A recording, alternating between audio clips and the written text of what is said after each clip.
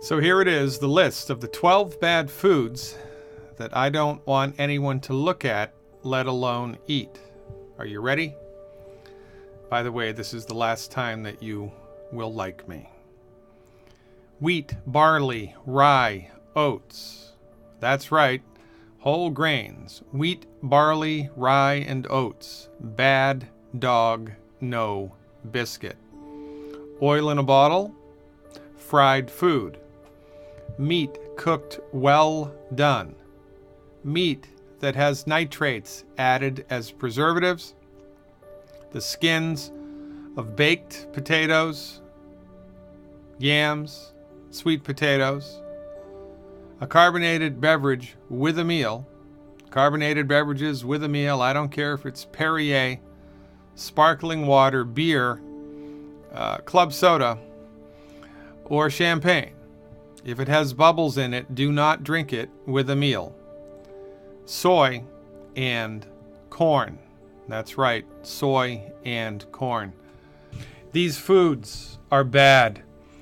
Bad for the human body. And if you eat these foods, it's only a matter of time until the net negative effects that they generate in your body add up and something breaks. Very much like the straws that broke the camel's back. If you unwittingly consume food that's hurting your body every single day, it's only a matter of time until something goes wrong. One of the biggest myths that's persistent in the popular culture of the 21st century is the myth of the whole grain. Wheat, barley, rye, and oats contain a protein called gluten. And gluten is bad for most human beings. Why? Because the gluten molecule is a protein made of amino acids which are daisy-chained together. And amino acids are essential nutrients. The body needs them, can't make them. Amino acids are essential for health. It's the job of your stomach to break apart the amino acids inside the gluten protein, liberating the amino acids, giving your body access to the amino acids that make up gluten. But the chemical bonds that hold the amino acids together inside of the gluten protein are very difficult, if not impossible, for your stomach acid to digest. Now, most people have weak stomach acid anyway, and this just compounds, exaggerates the factor. So most people, when they swallow wheat, barley, rye, or oats, the gluten protein becomes undigested.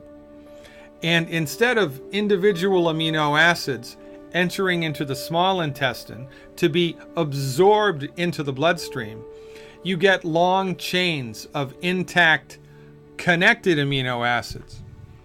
And when your small intestine attempts to absorb the undigested long chains of amino acids, that causes a lot of problems. The tissue in the intestinal tract, which is responsible for absorbing nutrients, becomes damaged. It's kind of like if a vacuum cleaner with a bristle brush is trying to vacuum up a string of pearls. The string of pearls is going to jam up the gears. But if the bristle vacuum attempts to suck up individual pearls on the carpet, it can do that no problem. Similar circumstance here in the small intestine, which leads to one of life's greatest ironies. Consistent consumption of whole grains will hurt you. Not only does it hurt you directly by damaging tissue in the body, but it hurts you indirectly because the tissue that it damages is responsible for absorbing nutrients. The more whole grains you eat, the less able your body is to absorb nutrients into the bloodstream. And because all chronic diseases are directly related to nutrient deficiencies, the more whole grains you eat, the more likely you are to suffer with a chronic disease. Wheat, barley, rye, and oats. Stop eating them now. Next on the list, oil and fried food. Oil oxidizes. If you look at an olive oil bottle, a canola oil bottle, a flaxseed bottle, any type of oil in a bottle, between the top of the oil and the top of the bottle, there's an air gap. Air contains oxygen. And as the oil sits in the bottle, it is becoming oxidized. The longer it's in the bottle, the more oxidized it becomes. And when you pour that oil onto a cooking surface, a fry pan or a wok, for instance, you heat the oil, it oxidizes within minutes. When you introduce an oxidized substance into the human body, you create inflammation. Inflammation, low levels of low-grade, constant inflammation, which, again, like the straws that broke the camel's back, add insult to injury. And it's only a matter of time until your system can't handle that anymore and something breaks. When you fry food, this process becomes accelerated remarkably. Oil heated in a fryolator creates a molecule in the food which is fried called acrylamide. So when you deep fry a piece of chicken, deep fry a potato, deep fry anything that has a protein in it, acrylamide is formed. What's wrong with acrylamide? Well, I thought you might never ask. It's carcinogenic. Now, when you look at a map of the United States, county by county of life expectancies, the people in the United States that have the shortest life expectancies live in the South, the old Confederate South.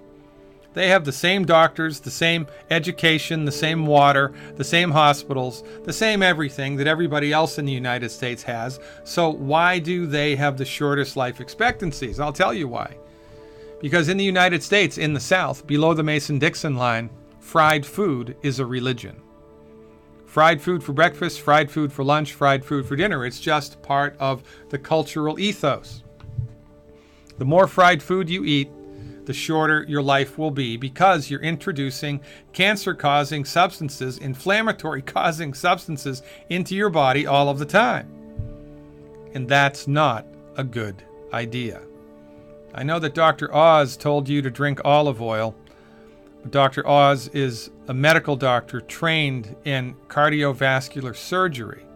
If you are attempting to understand the meat and potatoes of medical nutrition, no oil in a bottle. That means no salad dressing, no cooking oil, certainly no fried food.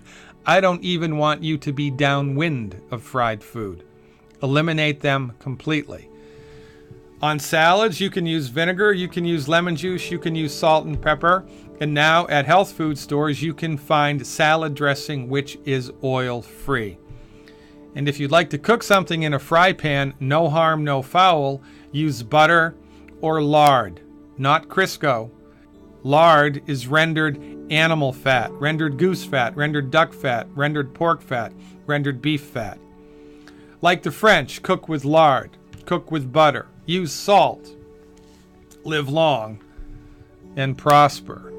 Next on the list, red meat cooked well done. You will read research every once in a while that relates directly the consumption of red meat to higher incidences of cancer, especially colon cancer. Well, our argument is it's not the meat. It's what's in the meat or how the meat is cooked. When you cook red meat well done, you cook it through and through, a chemical is created called a heterocyclic amine. And heterocyclic amines cause inflammation and cancer. If you cook red meat rare or medium rare, there are less heterocyclic amines.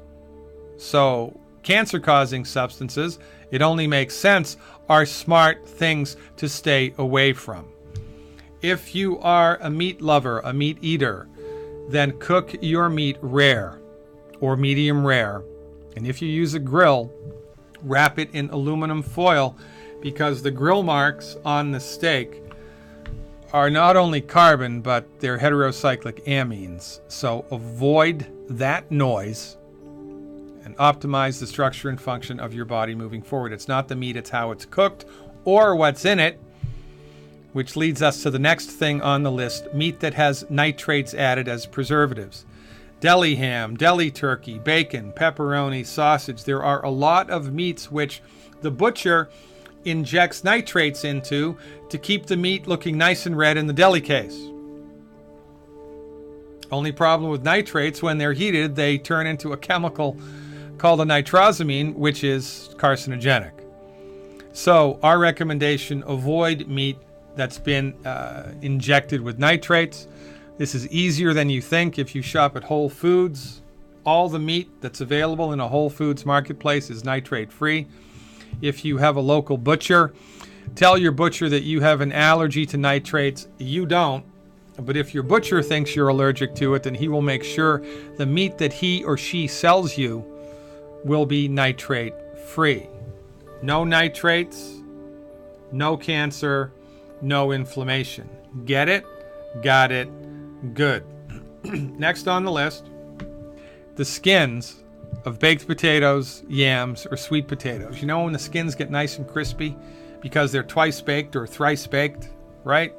Well, the skin of the potato, when it gets crunchy and crispy like that, is loaded by virtue of the heating process with heterocyclic amines.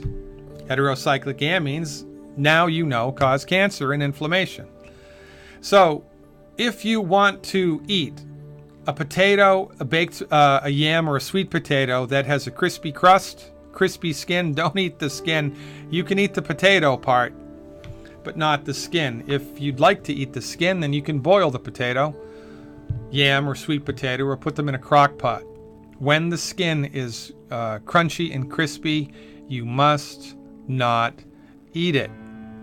I mean, if you breathed in asbestos every day, it's only a matter of time until you get mesothelioma, right? If you work in a coal mine without a mask, it's only a matter of time until you get black lung.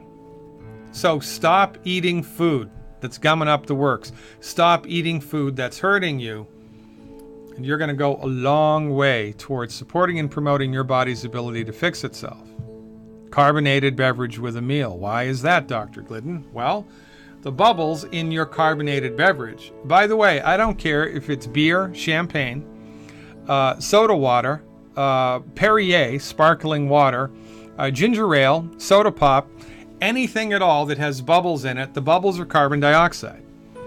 Carbon dioxide has an interesting property. It reduces acidity. It neutralizes acids. Carbon dioxide neutralizes acids. So when you drink something with bubbles in it during a meal, you're neutralizing the stomach acid in your stomach. And this is not a good idea. In a healthy stomach, your stomach acid should be so strong that if you chopped off a finger and swallowed it, your stomach would digest it down to the bone. Your stomach is a bag of acid. The stronger the acid, the better. But when you drink a carbonated beverage immediately before or during a meal, you impede the digestive process of the stomach by neutralizing the stomach acid. Most people have weak stomach acid anyway, because in order to have strong stomach acid, you must be salting your food liberally. Your body needs the chloride that's in the salt to make strong hydrochloric acid. And you also need calcium in order to have the acid squirted into the stomach from the chief cells in the stomach. Chief cells make the hydrochloric acid and they squirt them out into the stomach. If you're calcium deprived, deficient in the trace mineral calcium, the introduction of hydrochloric acid into the stomach will be compromised. Now, most people have been told by their medical doctor to be on a salt-restricted diet, and most people are deficient in calcium. So most people's stomach acid is weak to begin with, and then when you pour a carbonated beverage into the stomach on top of weak acid, it's super weak, and you're not going to digest hardly anything out of your food. Soy and corn. That's right, soy and corn. These are recent additions to the list. Previous to October 2015, we considered 10 bad foods. We have recently added corn and soy to the list, and here is why. Corn and soy are amongst the most genetically modified, genetically engineered foods available on planet Earth, and they are abundantly, copiously, profusely sprayed with an herbicide called Roundup the scientific name for which is glyphosate.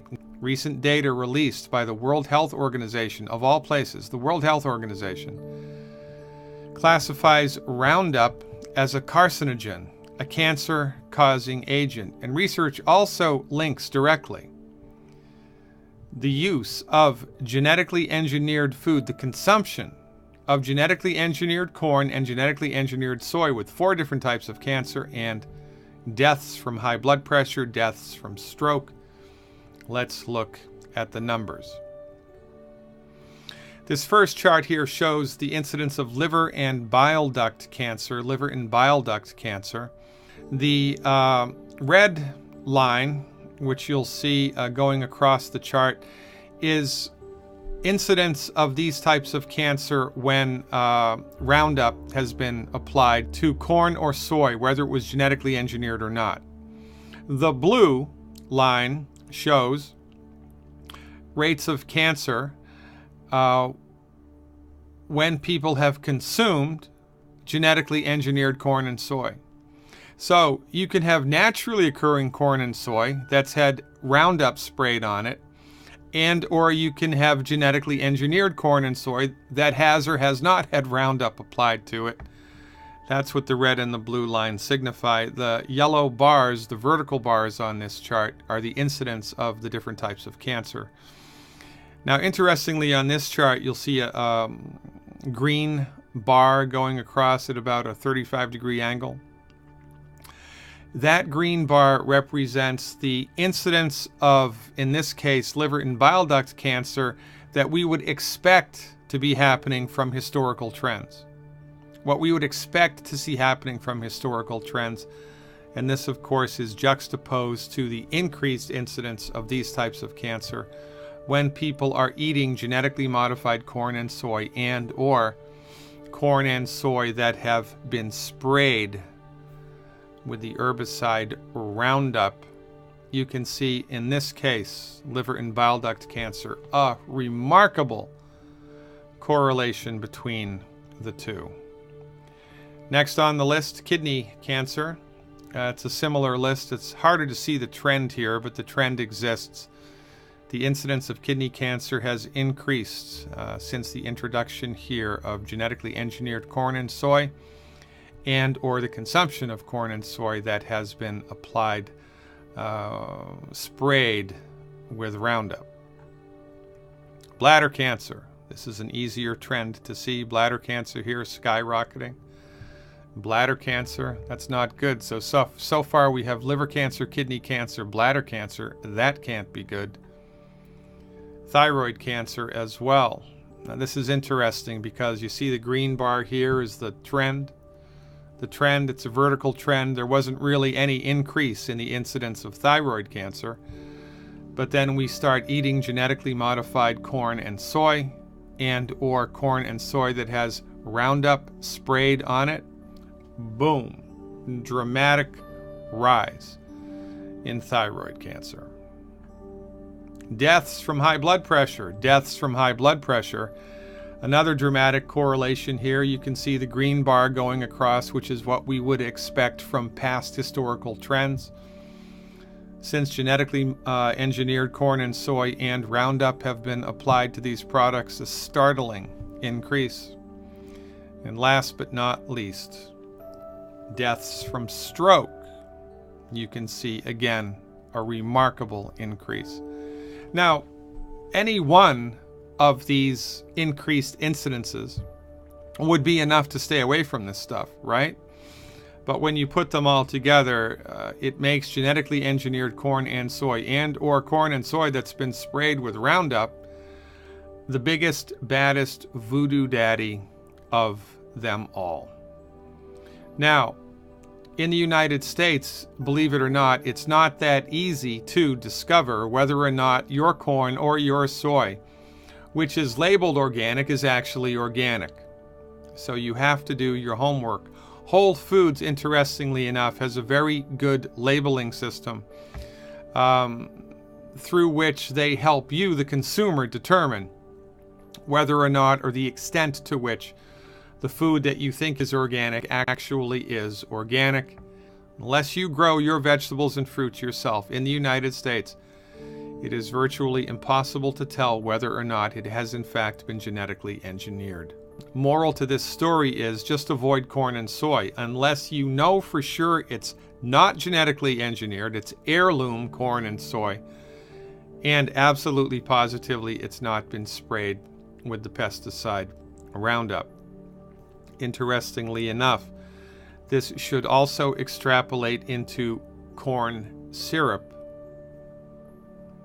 which the food industry is putting in just about everything these days. So I'm making the assumption here that if pesticide Roundup applied to corn and soy does this, I would also assume that the pesticide applied to tomatoes and avocados and oranges and grapefruits and spinach and every other vegetable and fruit would have similar results. That's an extrapolation. I haven't seen the science, but remember, if it looks like a duck, flies like a duck, quacks like an MD, you should stay away from it. For goodness sakes, go organic, ladies and gentlemen. Educate yourself about what really is organic and what is suspect. And for goodness sakes, my recommendation, stay the heck away from corn and soy. In addition to the other 10 bad foods, nutrify your body every day with the 90 essential nutrients. Live long and prosper. Thanks for your attention and your time. I'll see you around campus.